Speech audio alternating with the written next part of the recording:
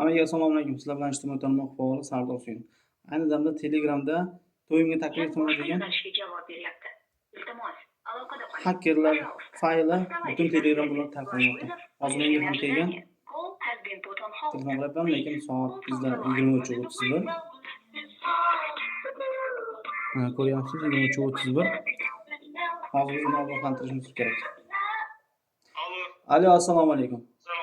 Yaxshimisiz aka, zo'rmisiz, sog'ligingiz yaxshi? Men Sardor Suyunman. Telegramdan menga fayl jo'natgan ekansiz. Aka, hozir Telegramda nima yozibdi? Qarang aka, hozir zudlik bilan, aka ismingiz Mirzohidmidi?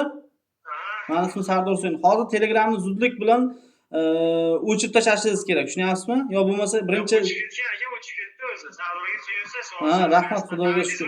Tanidim. Mirzohid, ismingiz Mirzohid deb tanidim.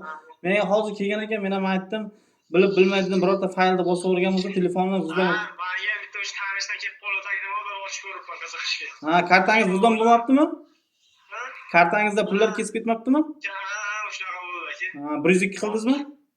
Yo'q, yana yo'q. Hoziroq zudlik bilan 102 qiling, ertaga chaqirishadi, borib tushuntirish xati yozib berasiz. Jinoyat ishi ochiladi 15-30 kun ichida. Xo'p, ehtiyot bo'ling-da, bundan buyoq Telegramdan mana bu video seniki degan faylimizni taklif qilmoqchi. Shunaqa hozir hakkerlar O'zbekistondan chet eldan turib shunaqa telefonlar vijdon qilyapti-da. O'shaqa bo'lyapti aka. Sizga sog'lik ishlaringizga omad, gaplashamiz. Hozir lekin maslahat beraman. 102 qiling. Bo'ldi. Xo'p, salomat bo'ling. Rahmat, sog' bo'lyapsiz. Xo'p. Mana ko'rib turganingizdek, hurmatli do'stlar, Telegramdan agar sizga mana bu rasmda sen borsan, yo bu videodagi sensan yoki shunga o'xshagan MIPdan qarzingiz bor degan har xil fayllar kelsa, hech qachon ustiga bosib sketchat qilmang. Bu ogohlantirish. Agar sketchat qiladigan bo'lsangiz, sizning telefoningiz hakkerlar, ya'ni kim ijtimoiy tarmoqda kompyuter orqali sizning telefoningizni vijdon qilishadi va sizning telefoningiz karta raqamiga ulangan bo'lsa, karta raqamingizda pulni ham kesib ketishadi. Bu birinchidan. Ikkinchidan, kontaktingizda Telegramda kimda kontakti bo'lsa, o'shalarga sizning kontaktingiz orqali sizning Telegram profilingizdan o'sha faylni boshqalarga ham jo'natadi va ularni ham telefonni vijdon qilishi mumkin. Bunda siz ham aybdor bo'lib qolishingiz mumkin. Shuning uchun hurmatli kuzatuvchilar, ogohlantiramiz. Hattoki Respublika Ichki ishlar vazirligi ham, O'zbekiston Respublikasi Ichki ishlar vazirligi ham har 2 kunda, har kuni o'z kanallarida, o'z profillarida ogohlantirish. Ogoh bo'ling. Hech qachon, hattoki qarindoshingizdan kelsa ham fayllarni ochmang. Bu birinchi ogohlantirish. Ikkinchi ogohlantirishimiz.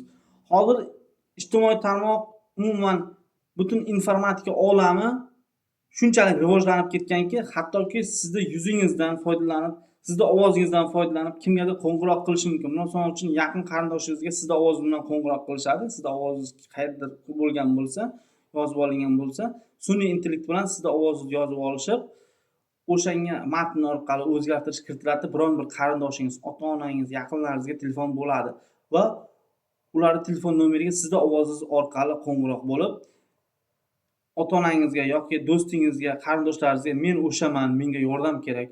Hozir uyingizga odam boradi, pul berib boring. Yo bo'lmasa mana shu karta raqamga pul tashlab yuboring, meni boshimga og'ir ahvol tushib qoldi deyishadi.